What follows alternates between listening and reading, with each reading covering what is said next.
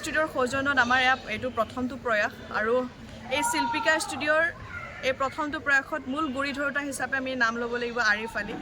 ইতিমধ্যে মায়ানগৰী মুম্বাইত প্ৰতিষ্ঠিত এগৰাকী নাট্যকৰ্মীয়ে হওক বা সংস্কৃতি কৰ্মীয়ে হওক, আমি যি নামেৰে নামাকৰণ কৰোঁ অসমৰ এই ইণ্ডাষ্ট্ৰী সকলোৱে জানে।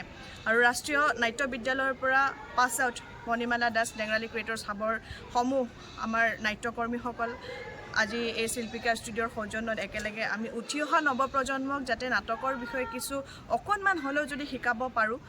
আৰু লগত থাকিব অসমৰ সকলোৱে পৰিচিত এগৰাকী অভিনেতা সোণাপুৰৰ মহেন্দ্ৰ দাস, লগতে ৰমেশ বৰা, দিলীপ বসুমতাৰী, ৰাজীৱ ৰংহাং। আচলতে আমাৰ এটা সৰু প্ৰয়াসহে আমাৰ ডিমৰীয়াৰ চুকে কোণে যিসকল নাট্যকৰ্মীয়ে ইতিমধ্যে কাম কৰি আছে এই নাট্য জগতত, সেই সকলোবিলাক একলগ হৈ আমি এই শিল্পিকা ষ্টুডিঅ'ৰ সৌজন্যত 1 তাৰিখৰ পৰা 20 জুলাইলৈকে আমি এই নাট্য কৰ্মশালাখনি অনুষ্ঠিত কৰিছোঁ।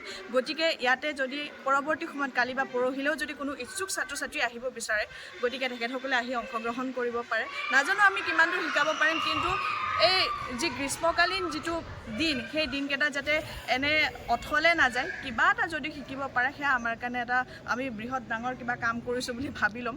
গতিকে আমাৰ সৰু এটা প্ৰয়াস, গতিকে আপোনালোকৰ পৰা আশীৰ্বাদ বিচাৰিছোঁ আৰু শিল্পিকা ষ্টুডিঅ' যাতে অনাগত সময়তো এনেধৰণে উঠি অহা নৱপ্ৰজন্মক আগুৱাই লৈ গৈ নাটকৰ ক্ষেত্ৰতে হওক বা বিভিন্ন ক্ষেত্ৰতে হওক এনেধৰণৰ কৰ্মশালাসমূহ আগবঢ়াই লৈ যাব পাৰোঁ, সেইবাবে আপোনালোকৰ পৰা আশীৰ্বাদ বিচাৰিছোঁ। ধন্যবাদ। শিল্পিকা ষ্টুডিঅ'ৰ সৌজন্যত আমি কপালকাটা LP স্কুলত, PMশ্ৰী কপালকাটা LP স্কুল, ইয়াত আমি 20 দিনীয়া এখন নাট কৰ্মশালাৰ আয়োজন কৰিছোঁ 1 তাৰিখৰ পৰা 20 তাৰিখলৈ। আজি 1 তাৰিখ আৰম্ভ হৈ গ'ল, কিন্তু ইয়াৰ পিছতো যদি কোনো ষ্টুডেণ্ট 5ৰ পৰা 12লৈকে যদি কোনো ষ্টুডেণ্ট আহিব বিচাৰে আহিব পাৰে। এতিয়াও আমাৰ ইয়াত নাটকৰ কৰ্মশালাৰ প্ৰশিক্ষণ দিব। আমাৰ লগত আছে দিলীপ বসুমতাৰী, বাদল, তাৰপিছত এইফালে আছে ৰমেশ দা, ৰাজীৱ আছে, তাৰপিছত অসমৰ প্ৰখ্যাত অভিনেতা মহেন্দ্ৰ দাস থাকিব, অসমৰ প্ৰথমখন চিৰিয়েল কৰা ডাইৰেক্টৰ মৃদুল গুপ্তা, তেওঁ মাজে মাজে আহিব।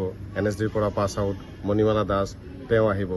মণিমালা দাসৰ ডেংৰালী ক্ৰিয়েটৰ হাবছ, তাতে জড়িত যিমানখিনি ল'ৰা ছোৱালী আছে গোটেইখিনি আমাৰ লগত ইয়াতে আহি সহযোগ কৰিছেহি, তেওঁলোক থাকিব।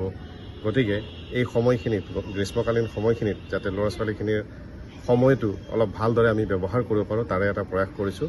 আপোনালোকৰ সহযোগিতা আৰু শুভকামনা আমি আশা কৰিছোঁ।